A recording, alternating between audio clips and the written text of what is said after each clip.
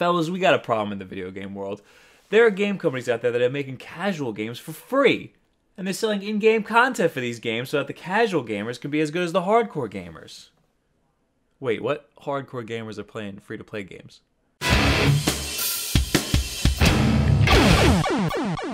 Microtransactions are a strange territory. They're a great moneymaker for game developers, especially if the game is addicting, but is that exactly ethical? There are other problems too. Let's say I spend 100 hours in a game to level up my character to level 10.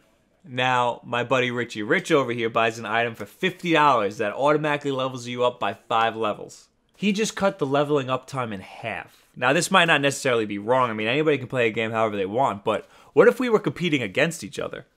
Sonic Dash is a free-to-play Temple Run knockoff featuring Sonic. The game links to your Facebook so you compete against the scores of your Facebook friends. There are no levels, you just play for as long as you can as Sonic gets faster and faster and your score builds up. When you knock into something or lose all of your rings, you die. But wait, you can revive Sonic with a revive token so Sonic can keep running and it doesn't count against you. Revive tokens are scarce. You can use star coins, which you find throughout the game, to purchase these revive tokens. The game also gives you an opportunity to watch one of its advertisers' videos for a free revive. That's not very Sonic. There is a marketplace in the game where you can use real-world money to buy star coins, which you can then use to buy revive tokens. In case you weren't following along, basically you can buy lives. So if you have limitless money, you can have a limitless score. So you'll never beat Richie Rich. People call this play to win, and it's just not very fair.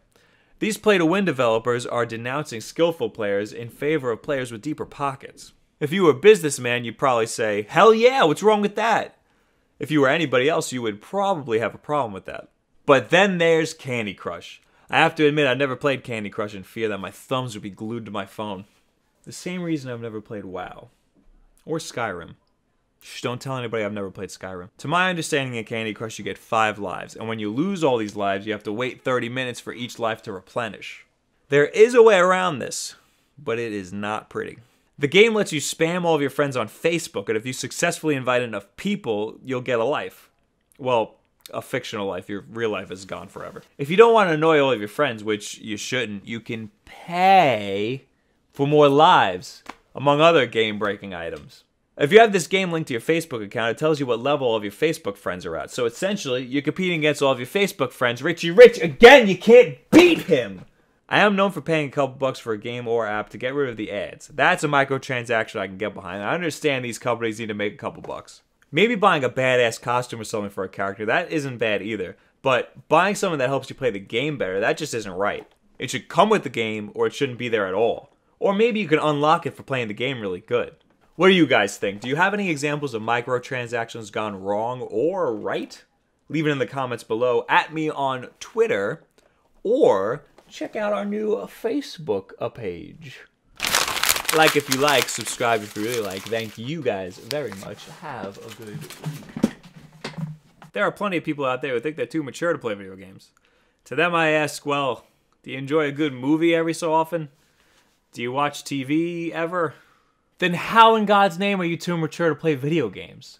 Dr. Octopus was sick and dying, and Peter Parker came over to him and they had a little conversation or a little confrontation, and then f***ing Dr. Octopus did something stupid and they switched bodies. So now Peter Parker ended up being sick and dying, and Dr. Octopus is now he's now Spider-Man.